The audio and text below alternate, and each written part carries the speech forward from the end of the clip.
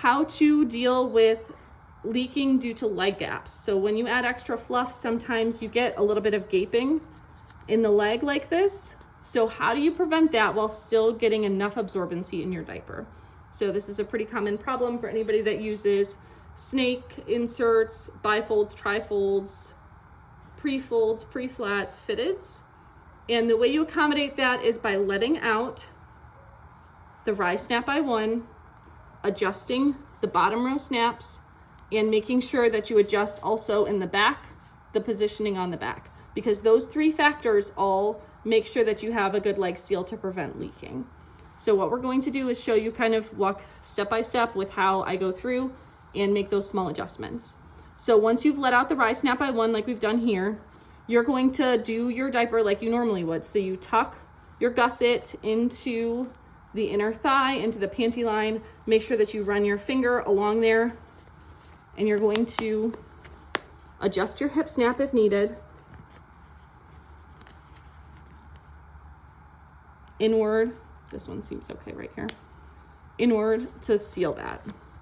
Then see how this is down a little bit far. What I'm going to do also is kind of move it up a little bit on the back before I finish the rest of the snaps. So I'm going to go here. And I don't do the top snap until I do the other side. So same thing here, making sure that you run your finger along the gusset, pulling up any extra fabric, and making those adjustments as needed. We probably could go in one side. So it is going to be a little bit uneven, but that's okay. It doesn't have to be perfectly even. So because this is here and I don't have two snaps to go over, you can still go ahead and just snap it one over. It's okay. Now, when we get up to the top row, we've gotten the bottom row done. Make sure that you're pulling it high enough on the back to cover that. Then you're gonna make sure that you still have your 2-finger gap. And so I'm not going to cross it over. I'm just gonna go ahead and go there and go here. And that'll prevent that muffin top. So when you're looking at this, now this should be a really good leg seal and accommodate any kind of extra fluff. And what's great about this is what you would call sizing up for cloth diapers, just like for disposables, when they say overnight, size up by one.